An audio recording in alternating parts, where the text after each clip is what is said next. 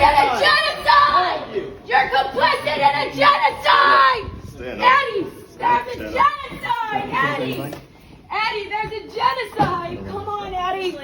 There's a genocide! You're complicit in genocide of the Palestinian people! You are complicit! Come on, Eddie! Eddie, help us! Eddie, help us save them! Come on, Eddie! First, I was thrown onto the ground, and when I was picked up by one of the police officers and he handed me to another one, I realized that that police officer was someone that I consider a friend of mine. And so you can hear me in the video calling out to Eddie. His name is Eddie. And I was just so distracted by the fact that someone that I would consider a friend of mine was actually arresting me, as you can see in the video footage, just being so physically aggressive with me. And it really made me emotional, and it was a part of the shock, right, of what's going on inside of my country. Former Captain Josephine غيلبو and retired Lieutenant Colonel Anthony Aguilar interrupted the Foreign Affairs nominations hearing. The Senate committee, this is the Senate side of the House, sound the alarms about the U.S. government being complicit in genocide, sounding the alarms in this urgent way right now because of the invasion going on inside of Gaza City.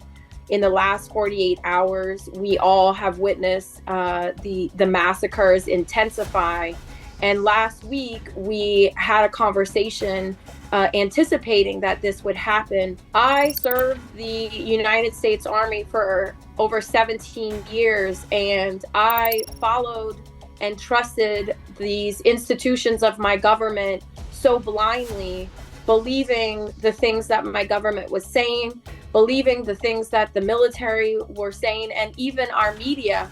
I had this blind trust to this narrative and this propaganda that they have been feeding us, quite frankly, since 9/11. But after October 7th, witnessing the video footage that was coming out of Gaza, I knew immediately that this was not self-defense. These were not military operations. And when I realized by October 24th, 2023, that my country was complicit and funding and supporting this genocide, I knew that as someone who swore an oath to the Constitution of the United States to defend this country from both foreign and domestic threats, that I needed to take a stand and continue to carry that oath out, because our country is infiltrated by the Israeli terrorists and they have a hold on our leaders. This is a domestic threat to our country. This is a domestic threat to the people of the United States of America. What we're witnessing in Palestine is it can easily come here.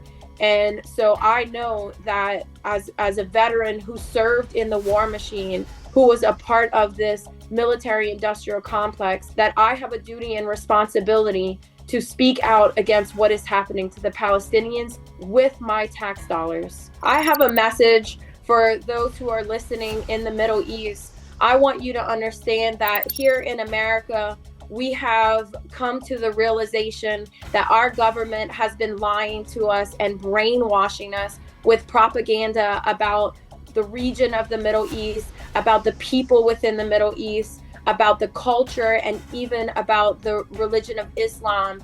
And now here in America, by the millions, we have woken up to the truth, and we are fighting to change the foreign policy of this country, to change the direction of this country. We want to live in a peaceful world where human rights and humanity are principled values of our society. And we're not going to stop fighting here in America until these corrupt politicians either listen to us or are voted out. And we're not going to stop fighting until our country and our people recognize that people in the Middle East are human beings who are mothers and fathers and children, and that they deserve a life of peace, and that they deserve basic human rights just like anyone else in this world. She's free! Free Palestine!